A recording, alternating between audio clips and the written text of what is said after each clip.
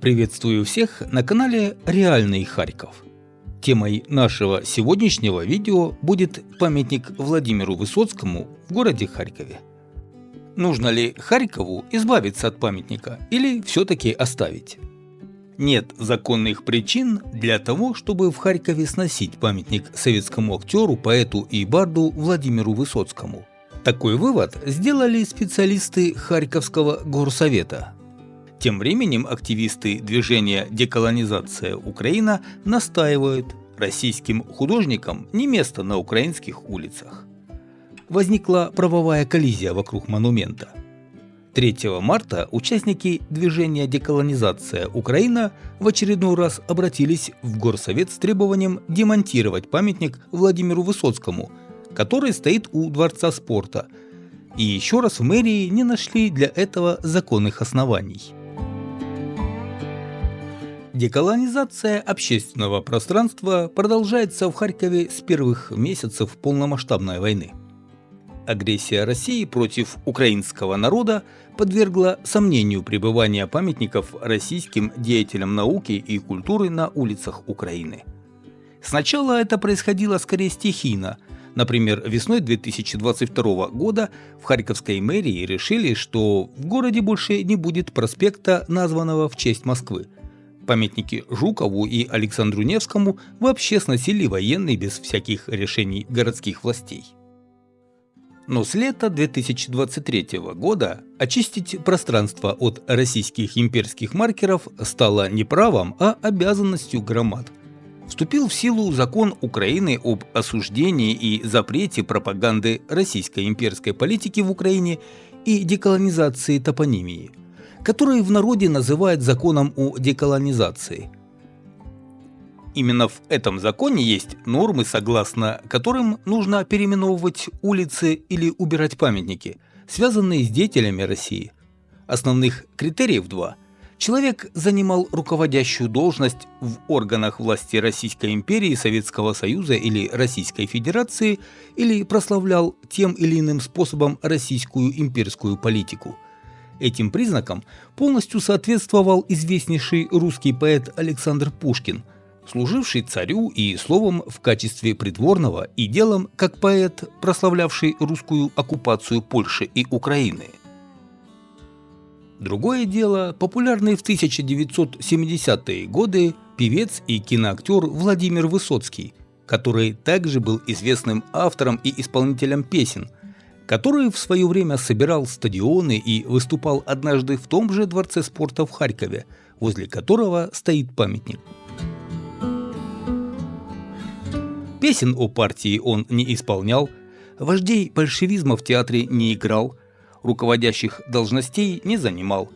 Поэтому формально Украинский институт национальной памяти не должен рассматривать демонтаж памятников ему и давать соответствующие рекомендации. На это и сослались чиновники горсовета в отказе деколонизаторам, мол, нет соответствующих рекомендаций. Это возмутило автора обращения.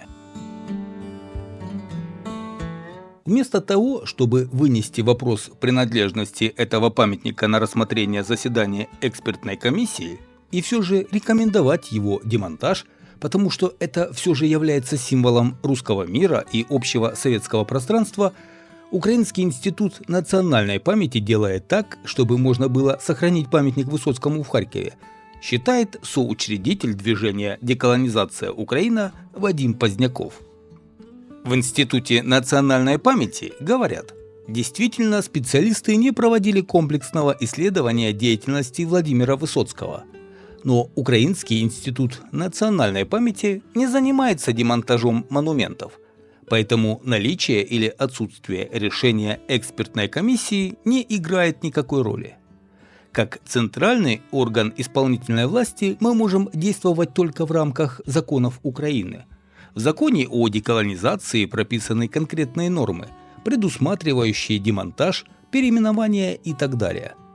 Инициатива этих действий должна исходить от органа местного самоуправления, а мы не можем указывать органу местного самоуправления, только рекомендовать, объяснила интернет-изданию «Харьков Тудей» директор северо-восточного отдела Института национальной памяти Мария Тахтаулова.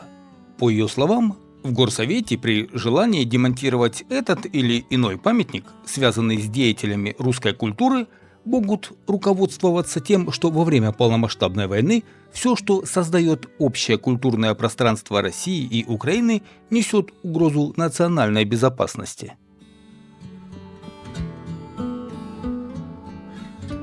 Монумент Высоцкому возле скалодрома «Вертикаль» открыли летом 2013 года.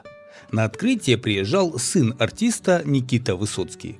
После начала полномасштабного вторжения, публично осудивший российских артистов, покинувших Российскую Федерацию в знак протеста против войны в Украине. Когда в июле 2023 года активисты впервые обратились в мэрию с просьбой демонтировать памятник Высоцкому, за него вступился областной клуб альпинистов. Памятник стоит у скалодрома. В свое время русский поэт и исполнитель посвятил немало песен альпинистам. Поэтому и памятник ему появился в Харькове, в том числе по просьбе членов клуба. Сторонники Высоцкого акцентировали внимание на том, что он был антисоветским человеком и находился в подполье. В Институте национальной памяти считают иначе. Его неформатность сильно преувеличена, ведь Высоцкий официально играл в театре, выпускал пластинки и ездил за границу. Вопрос антисоветизма Высоцкого остается открытым, говорит Мария Тахтаулова.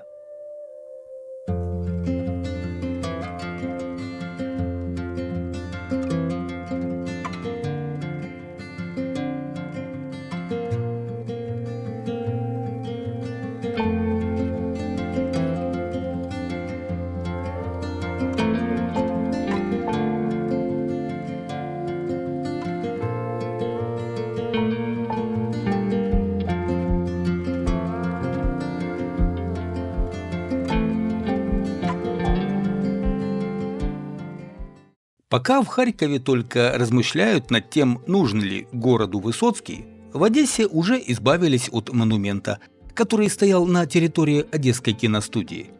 Его открыли за год до Харьковского, не посоветовавшись с местными кинематографистами. А на церемонии были такие одиозные персонажи, как основатель пророссийской партии «Родина» в Одессе, бывший депутат Верховной Рады Игорь Марков и российский актер, а сейчас активный пропагандист Михаил Пореченков. По решению органов местной власти памятник был демонтирован 30 декабря 2024 года в 22:00. Так в свое время сообщили о демонтаже в Одесской киностудии. Монумент будут хоронить возле одного из павильонов. Еще один небольшой памятник Владимиру Высоцкому в городе Коростышев Житомирской области демонтировали 28 февраля этого года. А что вы думаете, дорогие друзья, зрители канала, насчет того, что нужно ли Харькову избавиться от памятника Высоцкому? Оставляйте свои предложения, жалобы, замечания в комментариях к этому видео. Благодарю всех за просмотр. До новых встреч на канале.